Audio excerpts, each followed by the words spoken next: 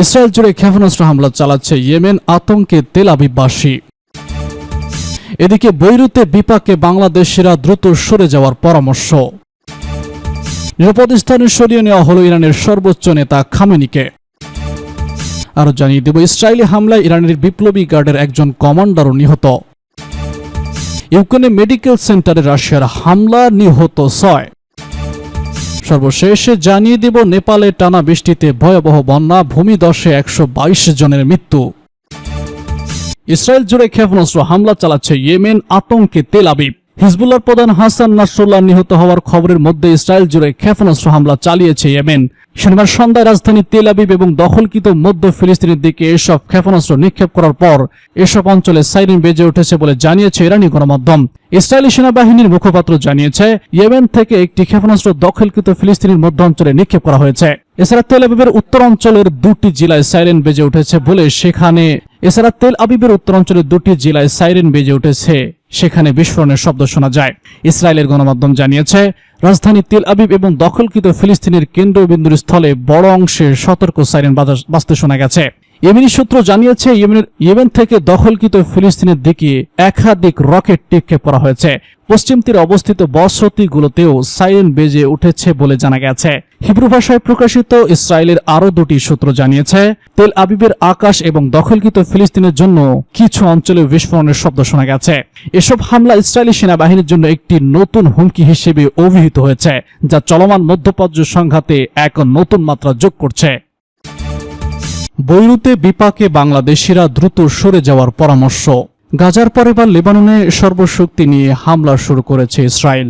এর ফলে বিপজ্জনক এলাকায় পরিণত হয়েছে দক্ষিণ বৈরুত। চলমান পরিস্থিতিতে জানমালের নিরাপত্তায় সেখান থেকে বাংলাদেশিদের অবলম্বে সরে যাওয়ার পরামর্শ দেওয়া হয়েছে। শুক্রবার রাতে এক বিজ্ঞপ্তিতে এ কথা জানায় বৈরুতে অবস্থিত বাংলাদেশি রাষ্ট্রদূত। বিজ্ঞপ্তিতে বাংলাদেশের বৈরুতের উত্তরে অথবা অন্য কোনো নিরাপদ এলাকায় অবস্থান নেওয়ার পরামর্শ দেওয়া হয়েছে। বিজ্ঞপ্তিতে বলা হয়েছে, গত 5 দিন ধরে দক্ষিণ বৈরুতের কিছু কিছু এলাকায় ক্রমাগত বিমান হামলা চালাচ্ছে ইসরায়েল। আক্রমণ দেখে বোঝা যাচ্ছে দক্ষিণাঞ্চলীয় দাহি এবং এর কাছাকাছি এলাকায় থাকা অত্যন্ত বিপজ্জনক। এ অবস্থায় যেসব প্রবাসী বাংলাদেশি এখনো সেখানে রয়েছেন, জানমালের নিরাপত্তায় তাদের দ্রুত ওই এলাকা ত্যাগ করতে হবে। গত সোমবার থেকে লেবাননে ব্যাপক বিমান হামলা চালাচ্ছে ইসরায়েল। শিয়াপন্থী গেরিলা গোষ্ঠী হিজবুল্লাহ এই হামলার লক্ষ্য হলেও এখনো পর্যন্ত কমপক্ষে 700 জনের মৃত্যুর খবর পাওয়া গেছে। অন্যদিকে গাজা ইসরায়েলি সেনা অভিযানে নিহত হয়েছেন প্রায় 41,000-এর বেশি ফিলিস্তিনি। আহতের সংখ্যা লাখ ছুঁই। নিরাপদ স্থানে সরিয়ে নেওয়া হলো ইরানের সর্বোচ্চ নেতা খামেনিকে। ইরানের সর্বোচ্চ নেতা আয়াতুল্লাহ আল খামেনিকে দেশের অভ্যন্তরে একটি নিরাপদ স্থানে সরিয়ে নেওয়া হয়েছে, যেখানে তার জন্য কঠোর নিরাপত্তা ব্যবস্থা করা হয়েছে। তেহরানের 2 আঞ্চলিক কর্মকর্তা বার্তা সংস্থা রয়টার্সকে এই তথ্য জানিয়েছেন। সূত্র জানিয়েছে যে শুক্রবার দক্ষিণ বৈরুতে হামলার ইসরায়েল হিজবুল্লাহর প্রধান হাসান নাসরুল্লাহকে হত্যা করা হয়েছে। এরপর পরবর্তী পদক্ষেপ নির্ধারণের জন্য ইরান লেবাননের হিজবুল্লাহ এবং অন্যান্য আঞ্চলিক প্রতিরোধ আন্দোলনগুলোর সাথে ক্রমাগত যোগাযোগ করছে। এর আগে হিজবুল্লাহর প্রধান হাসান নাসরুল্লাহকে হত্যার দাবি করে ইসরায়েলি প্রতিরক্ষা বাহিনী বাংলাদেশ সময় দুপুর 1:47 সামাজিক যোগাযোগ মাধ্যমে হিজবুল্লাহর প্রধানকে হত্যার আনুষ্ঠানিক ঘোষণা দেয় তারা। পরে শনিবার বিকেলে এক বিবৃতিতে হিজবুল্লাহ নিশ্চিত করে যে ইসরায়েলের বিমান হামলায় তাদের প্রধান হাসান নাসরুল্লাহ শহীদ হয়েছেন।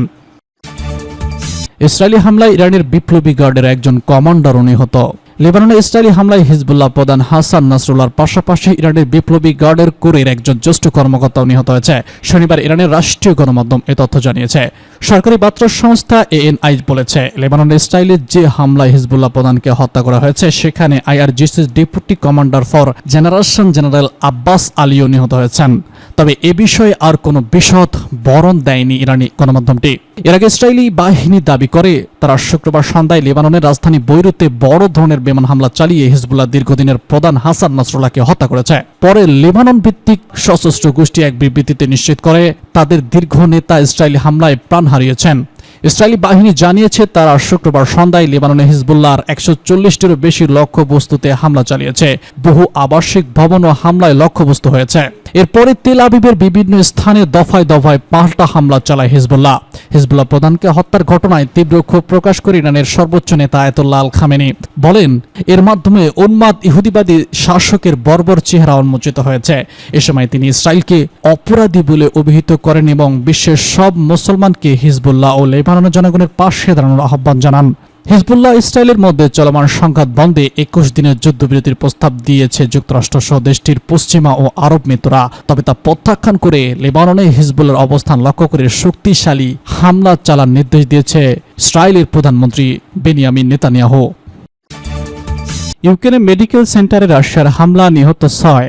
ইউক্রেনের উত্তর পূর্ব অঞ্চলীয় সুমি শহরে একটি মেডিকেল সেন্টারে রাশিয়ার পরপর 2টি হামলায় অন্তত 6 জন নিহত হয়েছে।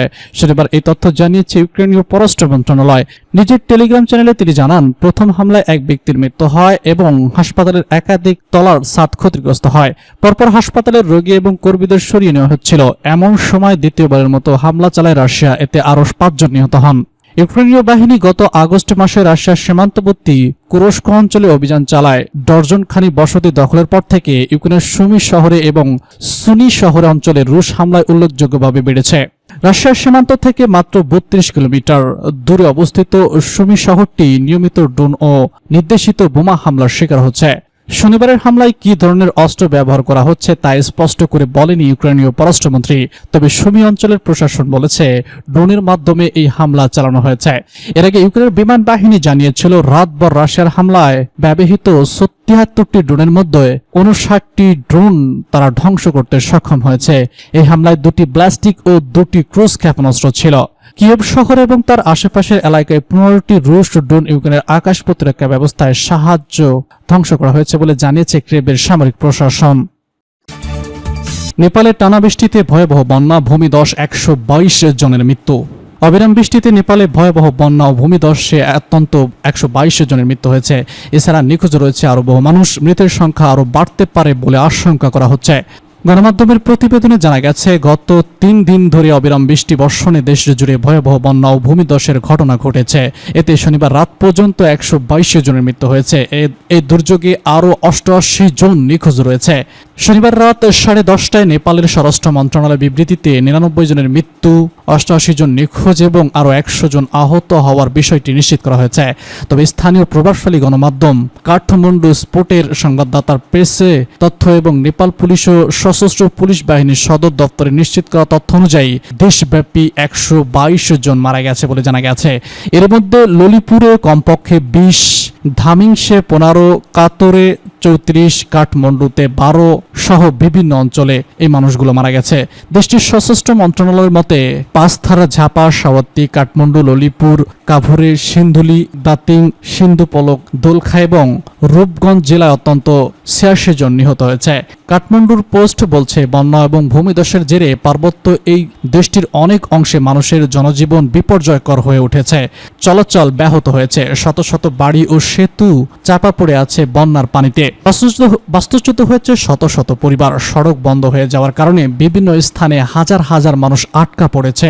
বন্যা ও ভূমিধসের সব থেকে ক্ষতিগ্রস্ত হয়েছে দেশটির মধ্য উত্তর অঞ্চলের জেলাগুলো। কাঠমান্ডুর উপত্যকায় কমপক্ষে 37 জন মারা যাওয়ার পাশাপাশি বিশাল ক্ষতিগ্রস্ত হয়েছে। জাতীয় রাজধানী কাঠমান্ডুর সাথে দেশের অন্যতম অঞ্চলের সংযোগকারী স্থল, হাইওয়ে এবং সড়ক যোগাযোগ বিচ্ছিন্ন রয়েছে।